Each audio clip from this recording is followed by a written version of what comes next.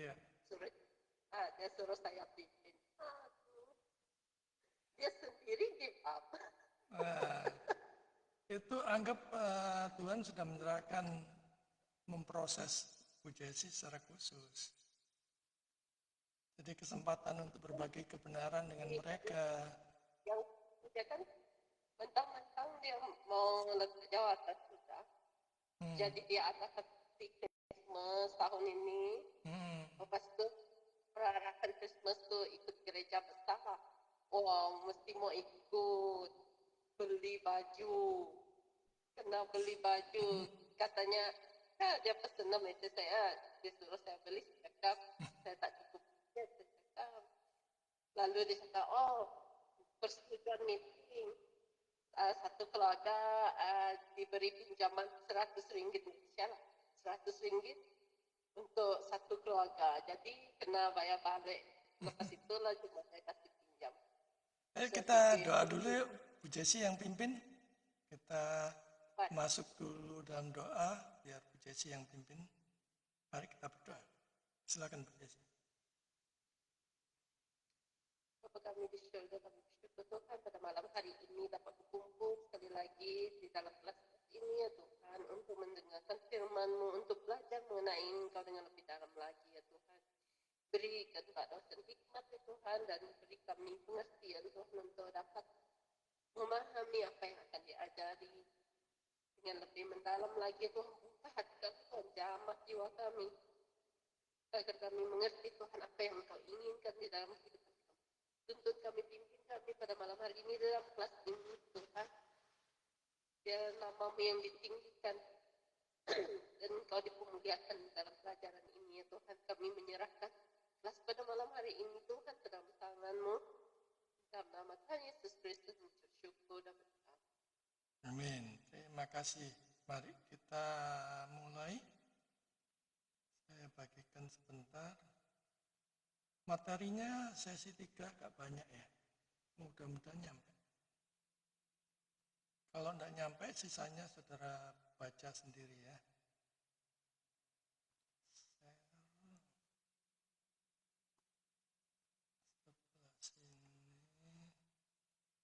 Oke, kelihatan? Belum. Naikin lagi Pak dosen. Ya, bentar ya. Ya.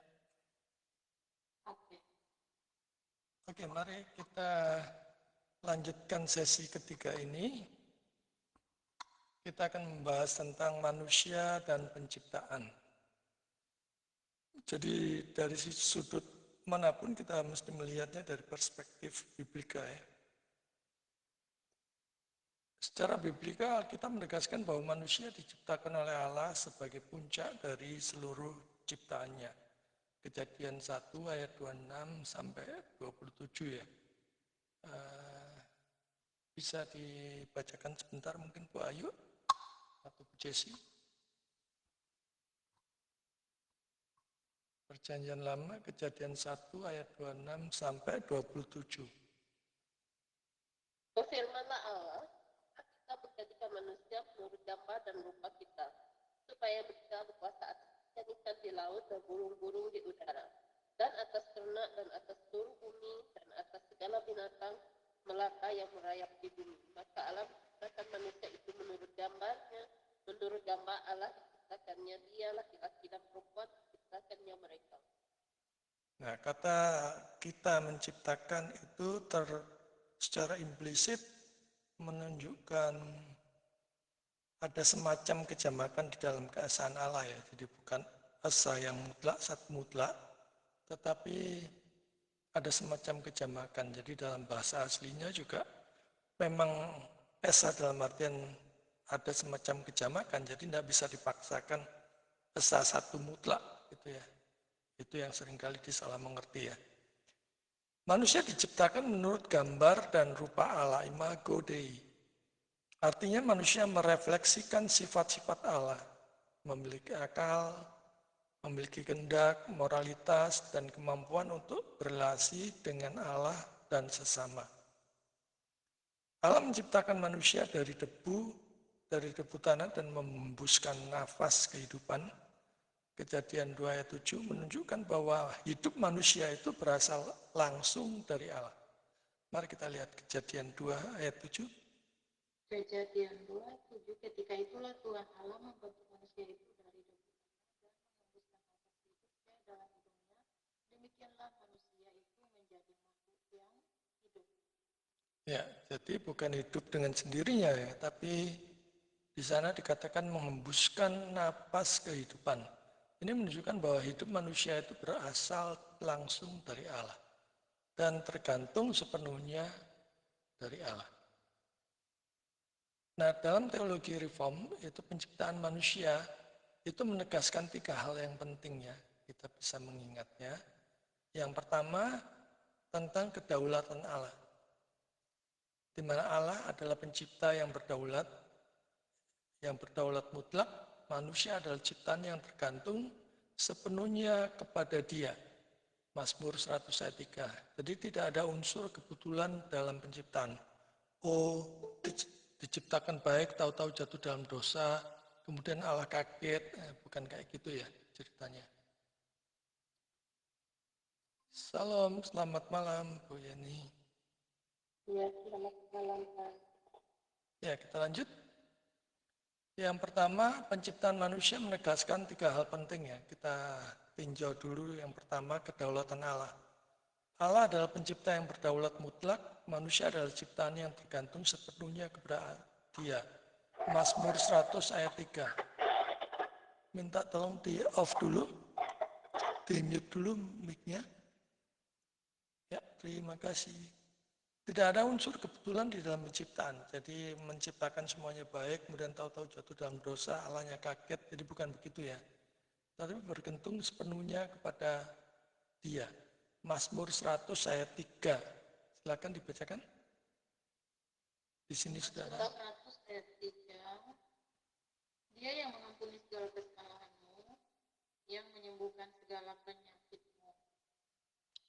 Mazmur 100 ayat 3 di sini sudah ada. Oh, Mazmur 100. Ya. Ketahuilah bahwa Tuhanlah Allah, Dialah yang menjadikan kita dan punya Dialah kita, umatnya dan kawanan domba kegembalaannya. Ya. Jadi kita bergantung sepenuhnya kepada Tuhan ya. Kalau dunia mengajarkan kita semandiri mungkin kalau bisa lepas dari Tuhan.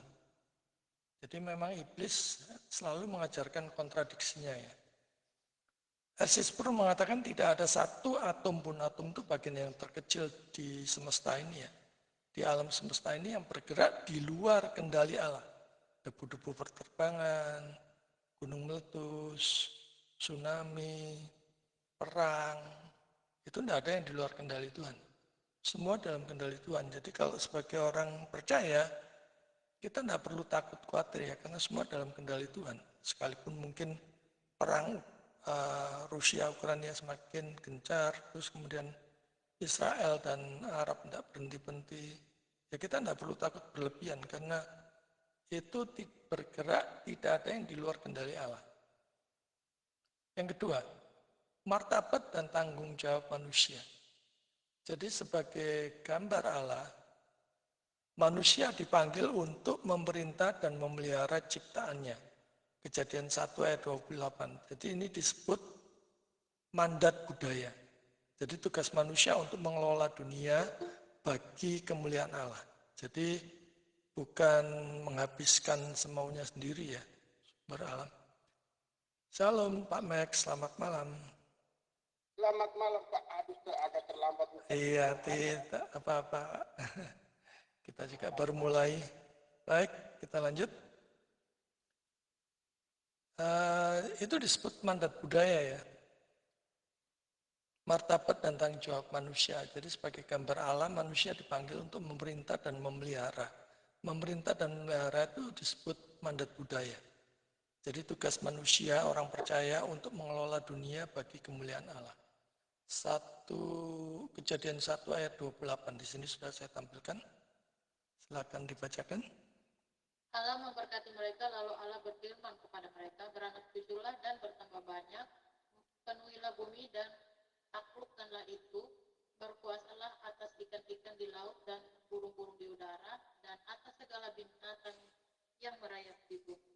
Jadi ayat ini jangan diartikan di luar konteks dari keseluruhan kitab suci ya. Kita memang diberi hak untuk menguasai, menaklukkan semuanya, tapi harus dengan bertanggung jawab.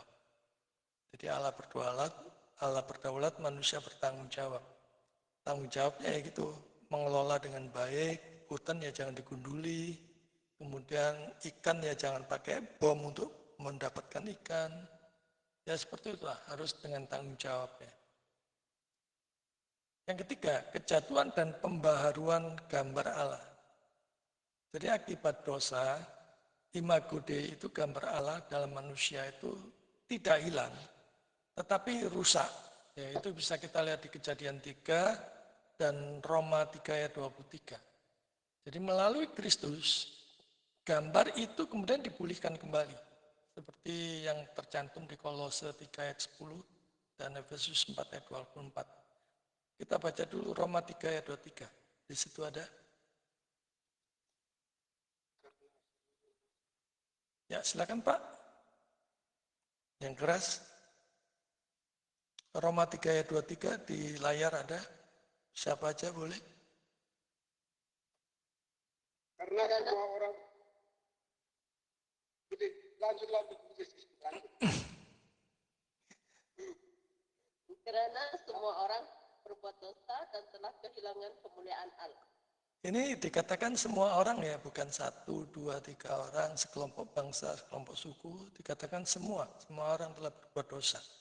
Karena itu semua orang butuh Yesus, butuh juru selamat. Dan karena itu kita yang sudah dipilih itu mempunyai tanggung jawab untuk memberitakan kabar baik itu. Kolose 3 ayat 10. Silakan di layar ada. Kolose 3 ayat 10 dan Ya, silakan.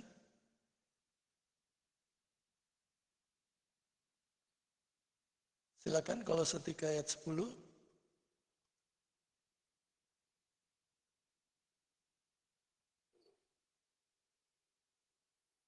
dan telah mengenakan manusia baru yang telah diperbaharui untuk memperoleh pengetahuan yang benar menurut gambar Khaliknya. Jadi seperti kita belajar pada malam hari ini juga tujuannya adalah untuk mengetahui pribadi dari Allah yang benar melalui Yesus Kristus, dalam Yesus ya. Kita sama-sama mencari kebenaran. Dan kita rindu melalui pemberitaan firman-Nya itu beroleh pengetahuan yang benar. Yang akan kita pakai untuk memperlengkapi kita dalam pelayanan. Lanjut ke Efesus 4 ayat 24. Ya, silakan. Yang belum, silakan. Wahyu.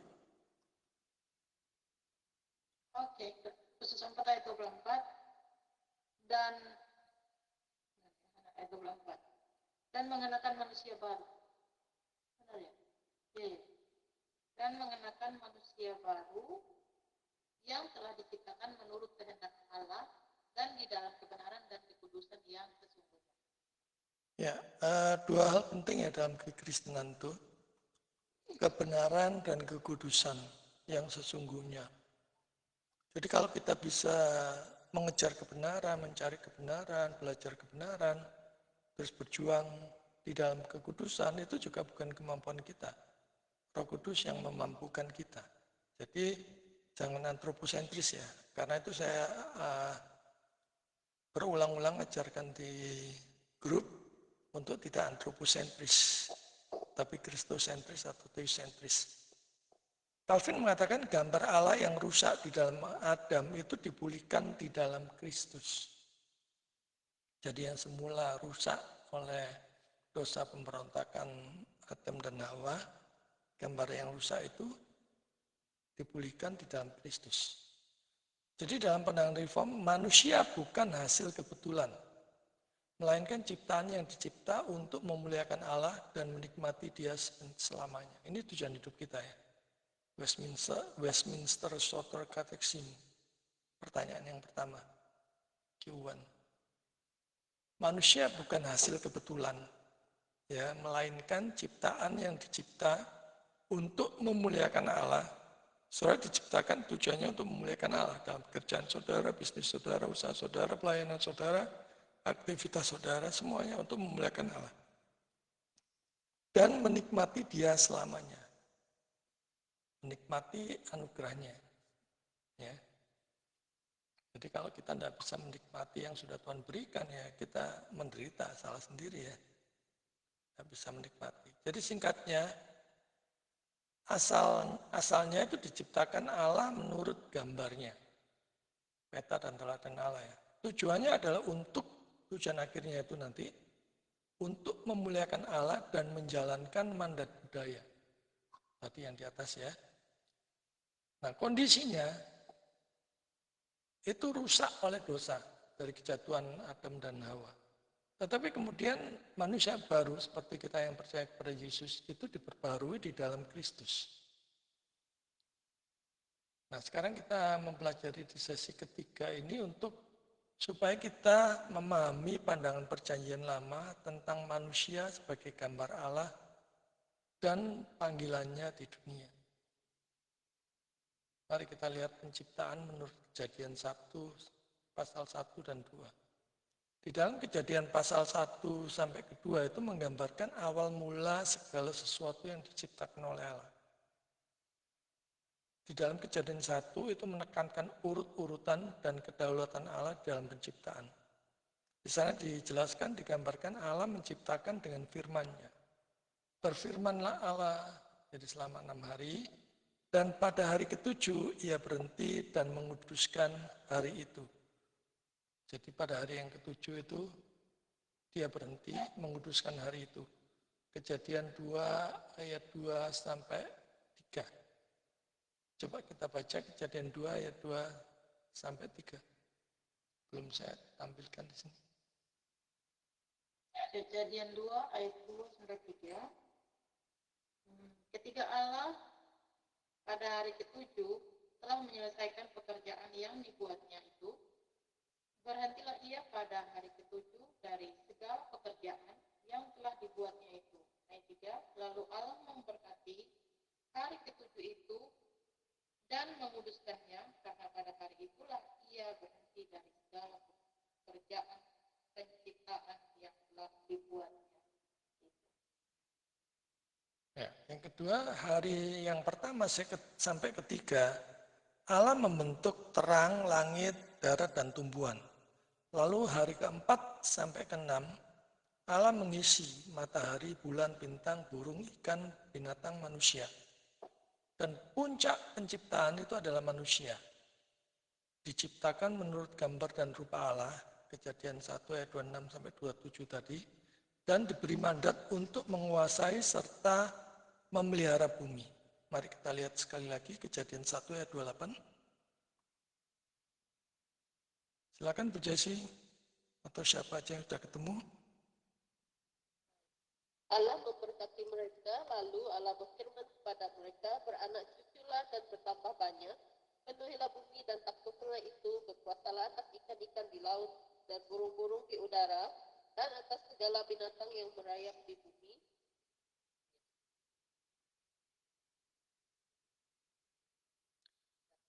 Kejadian 2 memberi fokus yang lebih pribadi dan relasional ya tentang penciptaan manusia. Jadi Allah membentuk manusia dari debu tanah dan mengembuskan nafas kehidupan ke dalam hidungnya. Kejadian 2 ayat 7. Lalu Allah menempatkan manusia di Taman Eden untuk bekerja dan memeliharanya. Kejadian 2 ayat 15. Serta menciptakan perempuan sebagai penolong yang sepadan. Kejadian 2 ayat 18 sampai 22. Jadi Allah adalah pencipta yang berdaulat, penuh hikmat dan baik. Segala sesuatu yang Ia ciptakan di sana dikatakan sungguh amat baik. Coba kita lihat di Kejadian 1 ayat 31. Kejadian Maka Allah yang menjadikannya itu sungguh amat baik, jadilah pagi itulah hari ke-6. ya, jadi segala sesuatu yang Ia ciptakan itu sungguh baik ya. Kalau manusia jatuh dalam dosa karena nafsunya sendiri, Jangan menyalahkan Allah ya. Dan jangan sekali-sekali berani menyalahkan Allah. Atau menggerutu-gerutu ya. Kalau kita bisa berbuat baik itu 100% dari dia. Kalau kita jatuh ke dalam dosa itu pasti 100% salah kita sendiri. Ini dua prinsip yang terus saya tekankan di dalam kelas ya. Nah kita melihat makna teologisnya ya. Penciptaan menunjukkan kemuliaan Allah. Mazmur 19 ayat 2. Dan manusia diciptakan untuk hidup di dalam relasi, tanggung jawab, dan penyembahan kepada Sang Pencipta. Mazmur 19 ayat 2, mari kita lihat. Mazmur 19 ayat 2, langit menceritakan kemuliaan Allah dan cakrawala memberitakan pekerjaan tangannya. Oke. Permisi, ada yang gabung. Salam Pak Dani. Selamat malam. Kita lanjut ya. Jadi kita bisa melihat keagungan Allah itu melalui penciptaannya. Saya dulu senang naik gunung ya. Setiap kali pulang kuliah dari Bali, saya selalu menyempatkan ke Gunung Bromo. Saya suka sekali di sana. Saya itu pernah ya di Gunung Bromo, di puncaknya itu, jam 5 sore, hanya ada saya sendiri. Saya juga nggak sadar, ternyata di situ sudah tidak ada orang, semua sudah pada turun. Tapi saya nggak takut, saya melihat itu ciptaan Tuhan yang luar biasa. Saya sangat-sangat menikmati. Nah kita juga bisa melihat kebesaran kemurahan Tuhan itu melalui ciptaannya. Calvin mengatakan penciptaan adalah teater kemuliaan Allah. Jadi kalau kita melihat indahnya pemandangan, gunung yang megah, langit yang biru, itu kita bisa melihat betapa mulianya Tuhan. Dan kita bisa mengucap syukur saudara bahwa kita bisa menikmati keindahan-keindahan itu. Imago Dei atau gambar Allah. Tanggung jawab dan kehormatan manusia. Pengertian singkatnya ya, istilah Imago Dei itu berasal dari Latin yang berarti gambar Allah. Imago Dei, image gitu ya. Alkitab berkata bahwa di dalam Kejadian 1 ayat 26 berfirman Allah, baiklah kita menjadikan manusia menurut gambar kita setelah rupa kita dan seterusnya.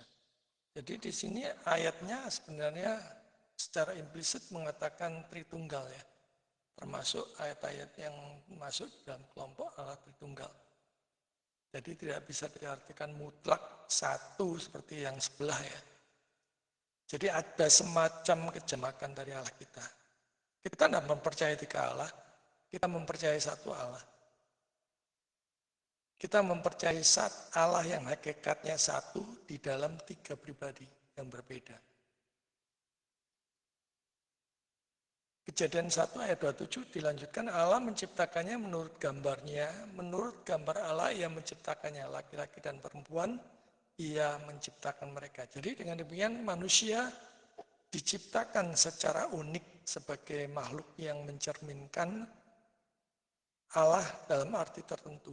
Jadi bukan secara fisik ya, seperti Allah, tetapi dalam relasi, dalam fungsi, tanggung jawab dan martabat.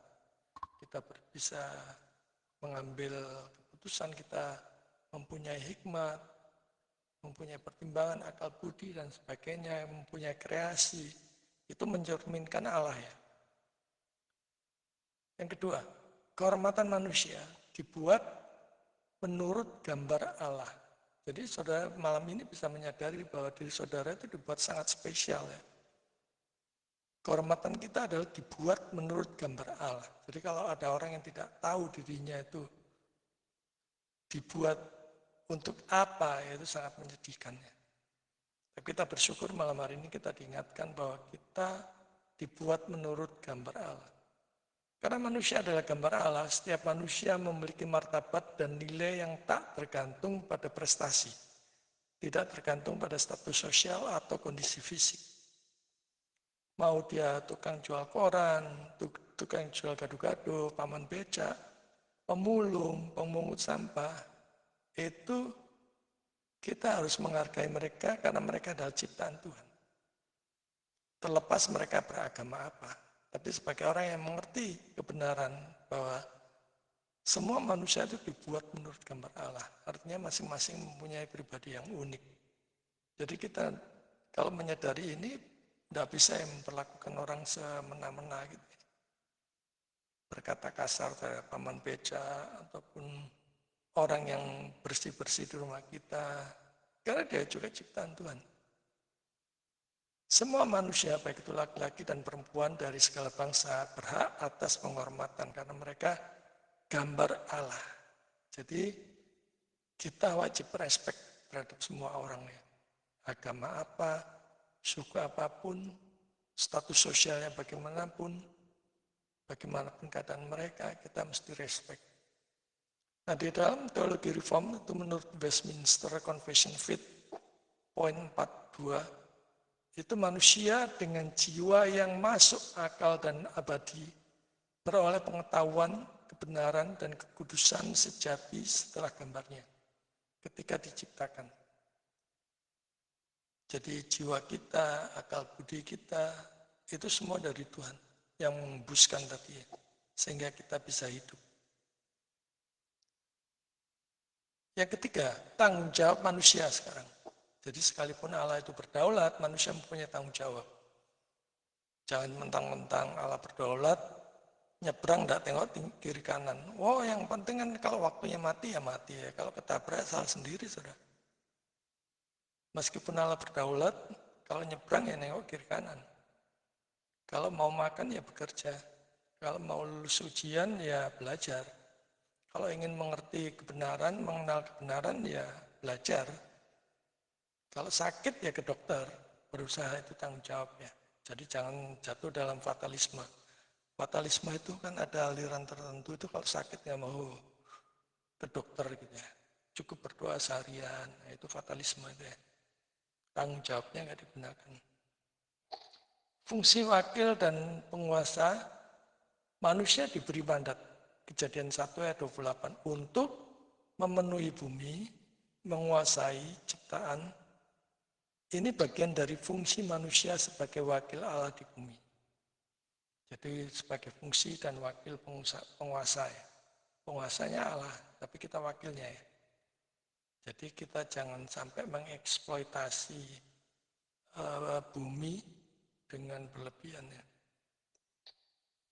Relasi dan kasih. Karena manusia diciptakan menurut gambar Allah, maka relasi dengan Tuhan, dengan sesama manusia dan dengan ciptaan yang lain itu menjadi inti dari panggilan manusia. Jadi kita juga mengasihi orang yang beragama lain, dari suku lain. Kita juga mengasihi binatang ciptaan Tuhan dan sebagainya. Dalam hal etika dan tindakan, sebagai pembawa gambar Allah, imago Dei, manusia dipanggil untuk hidup sesuai dengan karakter Allah. Karakter Allah itu kebenaran, kekudusan, keadilan. Ya, apalagi orang-orang Kristen yang diberi kuasa ya, duduk dalam pemerintahan. Mereka harus menjadi contoh tuh, menegakkan kebenaran, kekudusan, dan keadilan. Dan memperlakukan sesama dengan nilai yang sama. Karena mereka juga gambar Allah.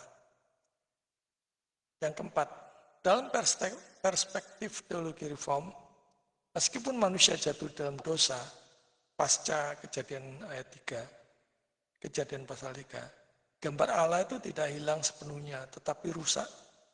Dan membutuhkan pemulihan melalui Kristus. Jadi tidak peduli betapa hitam legamnya, latar belakangnya, betapapun dulu buasnya seperti Paulus yang membunuh orang, kita harus tetap mengasihi saudara. Karena kita percaya orang itu bisa berubah, diubahkan melalui firman-Nya. Roh Kudus melalui firman-Nya. Kalau kita percaya itu, kita pasti percaya bahwa orang sejahat apapun pasti bisa diubahkan. Pemulihan ini berarti manusia yang percaya dianugerahi oleh Roh Kudus agar semakin mencerminkan Kristus. Gambar Allah yang sempurna. Karena itu, tanggung jawab manusia sebagai gambar Allah bukan hanya untuk memelihara ciptaan, tetapi juga dalam kekudusan, menjadi baru dalam Kristus dan menantikan pemulihan akhir. Yang kelima, aplikasi singkat untuk kehidupan kita ya. Dalam menghargai manusia lain. Setiap manusia itu tidak terkecuali, itu berhak diperlakukan dengan hormat selayaknya. Karena ia sama-sama gambar Allah. Maka diskriminasi, pembunuhan, penghinaan, itu adalah pelanggaran terhadap kehormatan gambar Allah. Tadi kita lihat bahwa Allah menciptakan segala sesuatu itu sungguh baik, apalagi yang sesuai dengan gambarnya, sangat baik. Hanya saja dosa itu merusak ya. Maka perlu dipulihkan melalui Yesus. Dalam pekerjaan dan pemeliharaan ciptaan, karena manusia itu diberi mandat penguasaan dan pemeliharaan, maka pekerjaan kita, lingkungan hidup, hubungan kita dengan dunia ciptaan itu menjadi arena ibadah terhadap Allah. Jadi bisnis kita, usaha kita, studi kita, aktivitas kita, persekutuan kita itu adalah arena ibadah kita. Lakukan yang terbaik.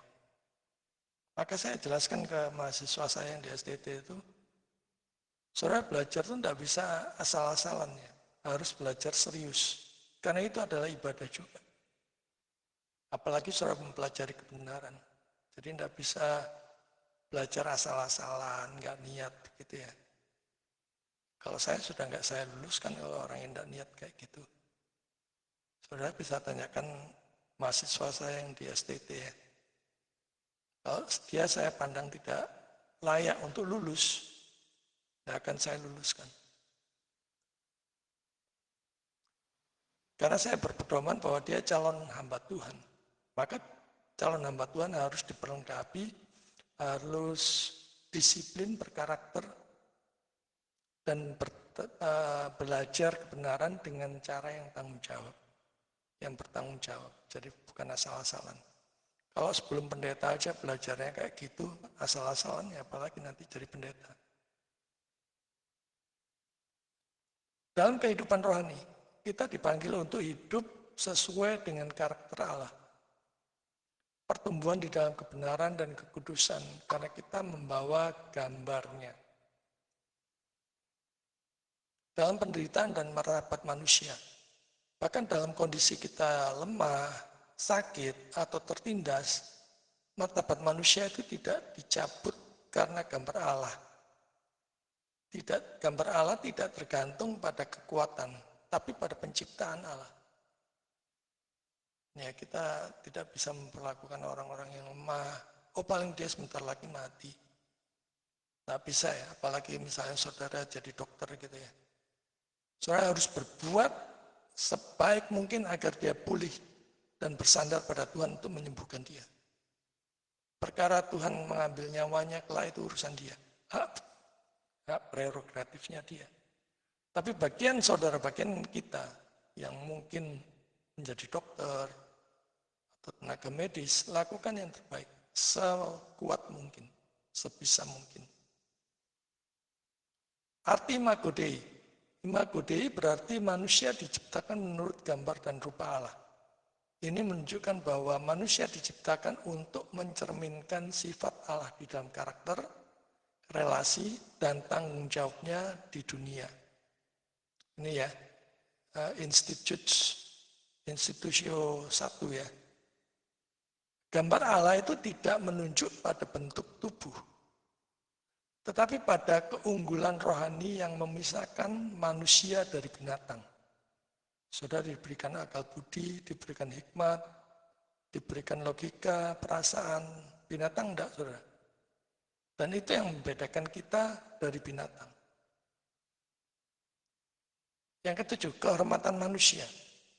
Karena manusia adalah gambar Allah, maka setiap manusia memiliki martabat yang tinggi. Jadi tidak tergantung pada usia, pada ras, pada kemampuan, atau status sosial. Bavinck mengatakan, nilai manusia tidak berasal dari apa yang ia lakukan, tetapi dari siapa yang menciptakannya. yang menciptakannya adalah Allah. Maka kita harus respect dengan seluruh ciptaannya. Tidak semena-mena. Ini berarti menghina atau merendahkan manusia lain itu sama saja dengan menghina Allah yang menciptakannya. Mari kita lihat di Yakobus 3 ayat 9. Silakan Bu Jesi.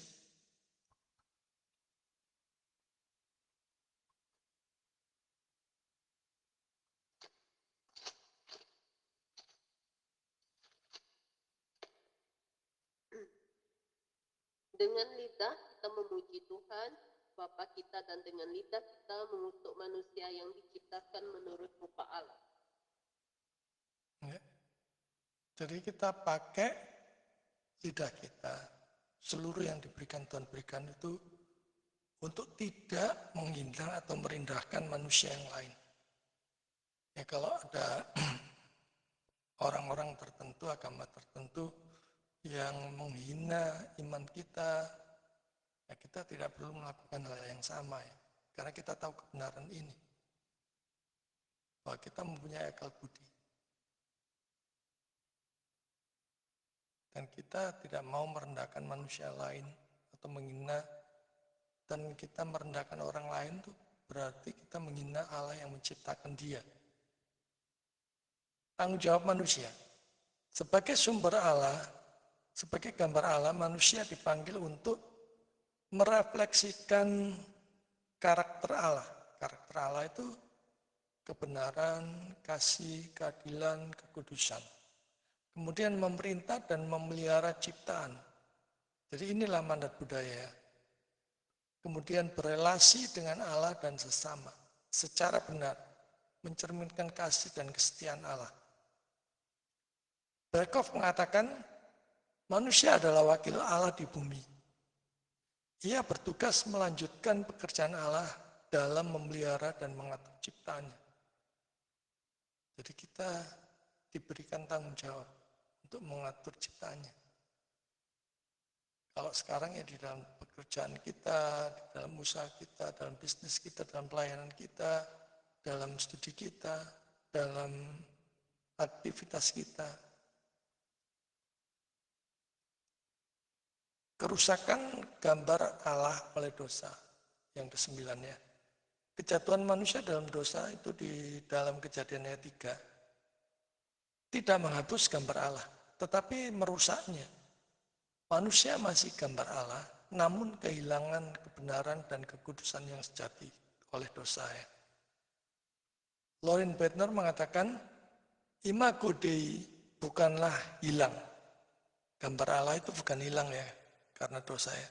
Tetapi ternoda oleh dosa sehingga manusia tidak lagi memantulkan kemuliaan Allah dengan sempurna. Jadi pencong-pencong gitu ya. Ibarat kalau saudara menampung air di bak yang bolong-bolong, air yang awas semua ya. Jadi sudah rusak seperti itu ya. Pemulihan di dalam Kristus. Kristus adalah gambar Allah yang sempurna. Kolose 1 ayat 15. Dalam dia, gambar Allah dipulihkan di dalam diri orang percaya. Mari kita lihat Kolose 1 ayat 15. Silakan yang sudah ketemu. Kolose 1 ayat 15. Keutamaan Kristus. Ia adalah gambar Allah yang tidak kelihatan, yang sulung, lebih utama dari segala yang diciptakan. Nah, di dalam gambar Allah yang dipulihkan dalam diri orang percaya, itu digambarkan di dalam Efesus 4 ayat 24. Efesus 4 ayat 24. Efesus 4 ayat yang ke-24, dan mengenakan manusia baru yang telah diciptakan menurut kehendak Allah di dalam kebenaran dan kekudusan yang sesungguhnya. Jadi menurut kehendak Allah ya, bukan kehendak bebas ya, kehendak bebas kita ya.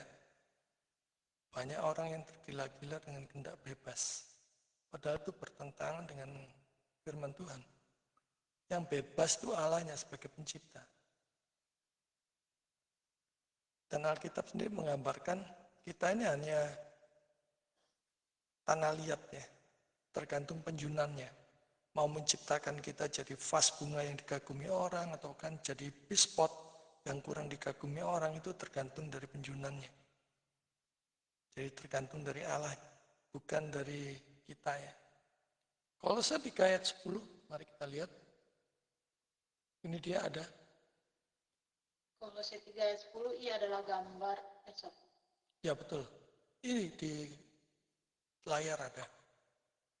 yang di bawah. Dan telah mengenakan manusia baru, yang telah diperbarui untuk memperoleh pengetahuan yang benar menurut gambar. Itu dia ya.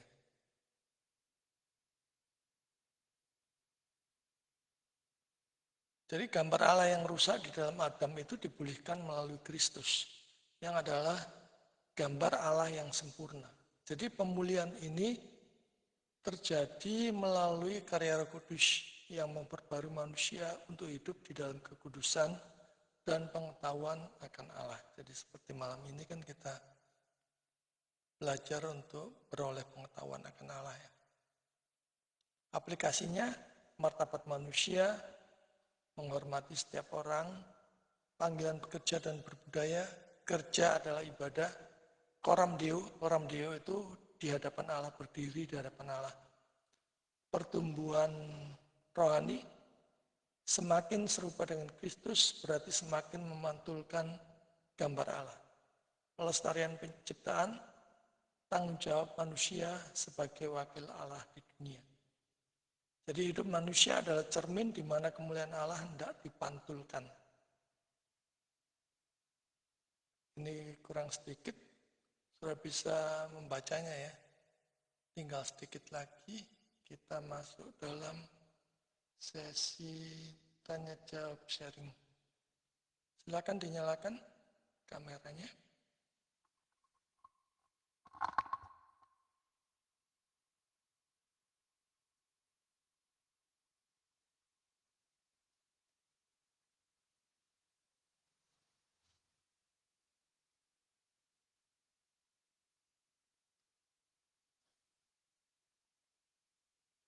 Silakan kalau ada yang mau sharing.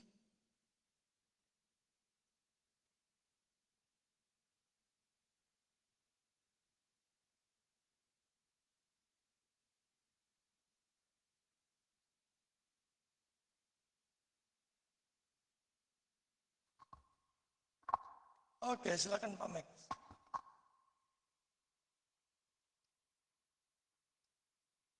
Dinyalakan dulu mic-nya, Pak.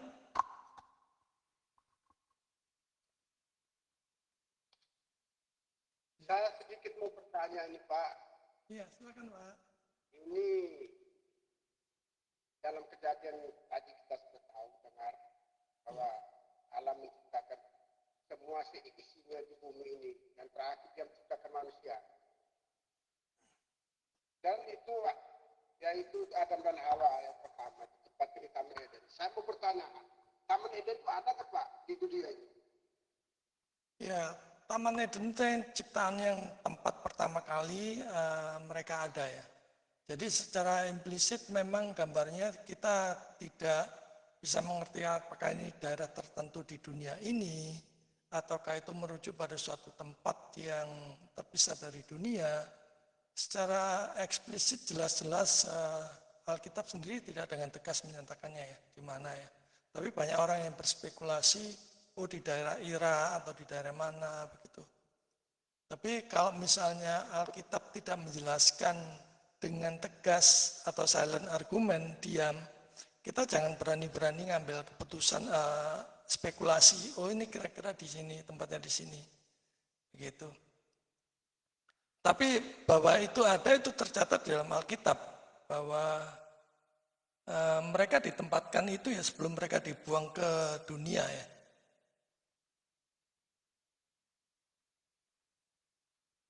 Bahwa tempat itu ada, sungguh-sungguh ada. Tapi di mana persisnya, lokasinya, di bumi gang berapa, ataukah yang terpisah dari bumi, Alkitab tidak dengan jelas menggambarkannya. Gitu. Tapi yang jelas bahwa tempat itu ada. Gitu. Sama seperti misalnya Yesus itu sebenarnya disalib atau enggak sih? Kalau Alkitab kan mengatakan dengan tegas bahwa Yesus disalib. Tetapi yang pihak yang lain mereka bersikukuh bahwa dia tidak disalib. Ya itu urusan dia. Karena mereka percaya Alkitab mereka. Kita berhak untuk mempercayai Alkitab kita. Bahwa Yesus disalibkan. Dan yang paling penting adalah sejarah mencatat bahwa Yesus itu pribadi yang benar-benar ada. Dan itu dicatat baik itu oleh sejarah Romawi yang bertentangan dengan kekristenan, Yudaisme, mereka yang bersepakat untuk menyalibkan Yesus. Jadi faktanya pribadi Yesus itu sungguh-sungguh ada. Bukan mitos, bukan khayalan. Itu yang jauh penting. Dan penyalipannya itu tidak bisa disangkal. Lebih sulit menunjukkan bukti-bukti bahwa dia tidak disalib daripada bukti-bukti dia disalib. Karena sejarawan Romawi mencatatnya, Yesus disalib. Kemudian dari Yudaisme sendiri mencatatnya, ada Yesus disalib. Meskipun mereka tidak mempercayai Mesias, mereka masih berharap Mesias yang akan datang. Tapi faktanya adalah Yesus benar-benar disalib. Jadi sebenarnya yang menolak penyaliban Yesus itu mereka tidak ada bukti-bukti, tidak ada klaim, karena tidak ada saksi-saksinya. Nah kita banyak saksi yang melimpah. Saudara lebih mempercayai yang ada saksi dan yang ada lebih awal, ataukah yang tidak ada saksi, tapi yang baru ada belakangan. Sejarawan Romawi mencatatnya, Yudaisme mencatatnya. Orang-orang awam juga termasuk Yesus keangkat ke sorga, itu disaksikan orang-orang banyak loh, ada saksinya loh. Bukan cerita mitos. Kalau misalnya saya bercerita loh, saya diajar Yesus 40 hari 40 malam.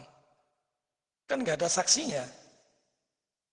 Bagaimana saudara bisa mempercayai kesaksian saya? Tapi kalau ada saksinya, itu sudah cukup. 1-2 orang itu sudah cukup. Yesus naik ke surga itu disaksikan orang banyak di Galilea. Ya silakan kalau menolak itu. Tapi bahwa, Itulah Pak, ya, itulah Pak yang saya pikir ya mungkin Taman Eden ini ya identik dengan Taman Getsemani itu tempat Yesus berdoa sebelum hari dia ditangkap untuk penyaliban itu. Dan saya pikir ya mungkin ya kita kalau membaca Alkitab itu jangan pakai kalau saya pikir. Tapi kita melihat bagaimana faktanya perjanjian lama dan perjanjian baru menggambarkannya bagaimana. Jadi prinsip seperti yang kita pelajari dalam penafsiran itu, Alkitab menafsirkan Alkitab. What the Bible said, apa yang dikatakan Alkitab. Gitu. Kalau misalnya ada silent argument, Alkitab tidak menjelaskannya, tidak menerangkannya, ya kita jangan berani ambil kesimpulan pakai teologi spekulasi, oh mungkin begini, mungkin begitu. Nah itu nanti akan mudah goyah. Nah itu sama dengan pelecehan ya, karena Alkitab tidak menggambarkannya, tidak menyatakannya. Gitu. Nah itulah pentingnya kita belajar penafsiran juga, cara menafsir yang benar. Ya silakan yang lain.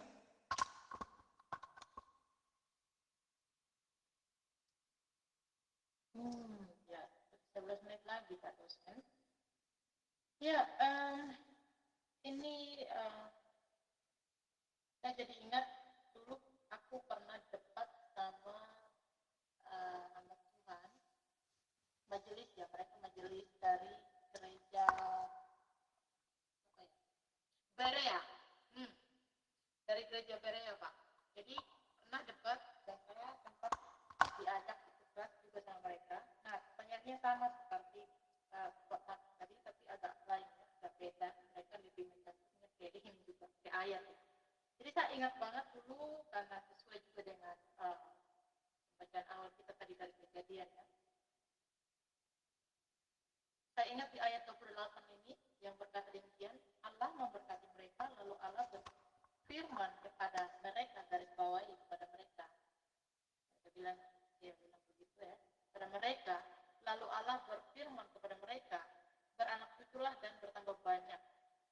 bumi, dan taklukkanlah itu, berkuasalah atas ikan-ikan di laut dan burung-burung di udara, dan atas segala binatang yang merayap di bumi. Nah, yang saya mau tanyakan, yang saya mau bahas dengan Pak dosen ini di bagian A-nya, yang saya bilang tadi, Allah berfirman dan Allah memberkati mereka. Tadi perdebatan kami pada saat itu tentang ini, seperti pertanyaan Pak Mas tadi, apakah ada tahapan Eden di muka bumi ini? Nah, mereka mengedepankan dengan ayat 28 ini, ayat Kejadian 1 ayat 28 ini, dengan kita tuh bilang gini, kalian tahu nggak? Di firman Tuhan bilang mereka, berarti Adam dan Hawa, bukan manusia pertama. Mereka itu kita nggak tahu. Jadi mereka ini ilustrasinya kan udah keluar dari konteks Alkitab ya Pak, seperti dengan pertanyaan kami tadi Pak dosen menjawab. Jadi kalau kita lihat dari Kita nggak boleh merekayasa ya Tuhan kan. Nah ini kami berdebat di ayat ini. Allah memberkati mereka. Lalu dari orang Berea ini berdebat sama kami bahwa mereka bilang Alkitabnya mereka benar. Adam dan Hawa adalah orang yang kesekian. Jadi hanya kenapa mereka bilang demikian? Adam dan Hawa itu karena mereka kudus, karena mereka tidak berdosa awalnya, makanya dipilih oleh Tuhan. Sebenarnya manusia itu udah banyak di bumi, dan Adam dan Hawa kita nggak tahu mereka manusia yang keberapa. jadi sebenarnya simpelnya Dijelaskan dengan sama, kita jangan berasumsi atau membuat ilustrasi sendiri di luar Alkitab. Nah, sama pertanyaan kami dengan saya ini sama sampai debat. jadi sebenarnya simpelnya yaitu tadi jangan pakai teologi spekulasi. Nah, yang pertama kan kalau kita melihat tadi ya, Alkitab itu memberikan petunjuk ya. Di dalam Kejadian 2 ayat 10 sampai 14 itu Alkitab memang memberikan petunjuk, tetapi tidak menyebutkan lokasi pastinya. Jadi memberi petunjuk 4 sungai yang mengalir dari Eden ya, Pison, Gihon, Tigris, Efrat ya, yang menjadi lambangnya Israel itu kan dua sungai itu ya, di antara 4 itu. Gambarnya Pison, Gihon, Tigris, Efrat. Jadi sungai Tigris dan Efrat adalah sungai yang nyata terhadap Mesopotamia. Mereka kalau sekarang banyak yang arkeolog menyebutkan Irak, daerah Irak modern ya. Namun yang dua lainnya itu Pison dan Gihon yang tidak dapat diidentifikasi. Jadi sekali lagi kalau misalnya Alkitab tidak secara spesifik menunjukkan, ya jangan buru-buru ngambil kesimpulan. Jadi Eden itu bukan lagi tempat yang dapat ditemukan. Jadi karena kita mengingat bahwa dulu peristiwa itu kan ada air bah ya. Setelah air bah Nuh itu kan dunia sudah berubah semua petanya pasti. Iya, berubah total semua. Eden juga adalah tempat yang historis, tetapi tidak dapat dibuka. Ya. Jadi Allah menutup akses Eden ya, di situ dikatakan untuk selamanya. Dan lokasi berikutnya yang 3 berikutnya itu di sebelah mana itu pun juga tidak jelas ya. Jadi kalau kita katakanlah berdebat tentang itu, kita harus jujur ya, sebenarnya untuk apa? Apakah ada kepuasan tertentu kalau kita sudah mengetahui tempatnya di Irak atau di dekat mana gitu, terus kita puas? Bukankah kita seharusnya puas bahwa Alkitab yang menggambarkan sebagaimana adanya? Bahwa dulu mereka diciptakan di Taman Eden. Ya, kita harus cukup puas dengan firman Tuhan. Kalau firman Tuhan itu tidak menjelaskannya lebih lanjut, ya kita berusaha menahan diri untuk tidak mencari tahu dengan logika kita sendiri. Karena kita bersandar pada firman Tuhan. Itu kira-kira.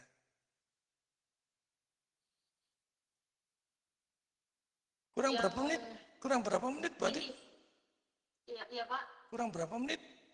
5. Oke. Jadi ini ya, perdebatan keduanya yang saya ingat tentang dosa lagi Pak. Tentang dosa itu di dalam Kejadian 1 ayat yang kedua, bumi belum berbentuk dan kosong, gelap gulita menutupi samudra raya dan roh Allah melayang-layang di atas permukaan air. Di situ pun kita berdebat juga tentang dosa. Katanya gini, pada saat itu tuh di bumi ini belum berdosa kan, belum ada dosa kan. Terus kita bertanya, terus mereka tanya sama kita, kalian berpikir dosa itu dari mana? Kata mereka gini, dosa sudah ada di surga, dosa belum ada di bumi. Itu apakah benar atau tidak, Pak? Terus kita debat lagi, kenapa kok dosa di atas gitu? Ya ingat Lucifer, udah larinya jauh banget. Kita berapa itu tentang Lucifer gitu. Jauh banget, saya sampai cari lagi tentang Lucifer di kitab apa gitu kan. Debat lagi kami. Katanya gini, coba Lucifer kan. Tapi itu kan di kitab Kejadian itu kan baru berkata dulu roh Allah masih melayang-layang di atas permukaan ini kan, dan air. Kenapa udah larinya jauh banget di kitab lainnya? Itu yang membuat kita tuh sampai debat panjang lebar tentang dosa dan tentang ini tadi manusia banyak dan ada dan tawa di setiap kalinya mereka manusia yang sudah banyak dan hanya dipilih oleh Allah. Saya sampai bingung sendiri tuh Pak debatnya. Ini udah keluar dari kesempatan kita. Ya, seperti yang pernah saya jelaskan di manusia dan dosa, Bu Ayu kan masih punya materinya ya.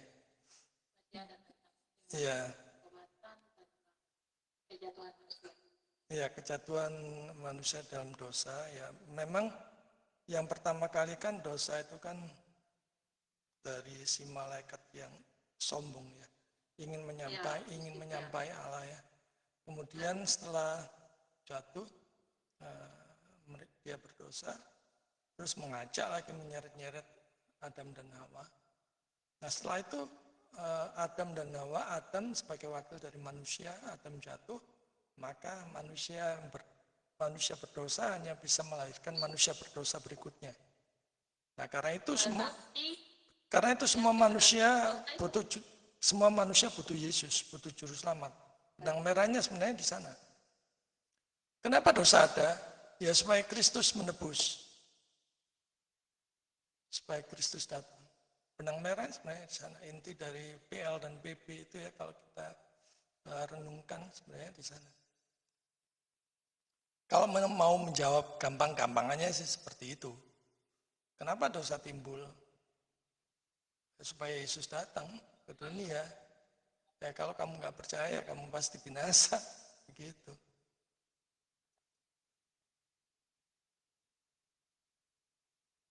Ya silakan Bu Yani atau Bu Jesi, Dani.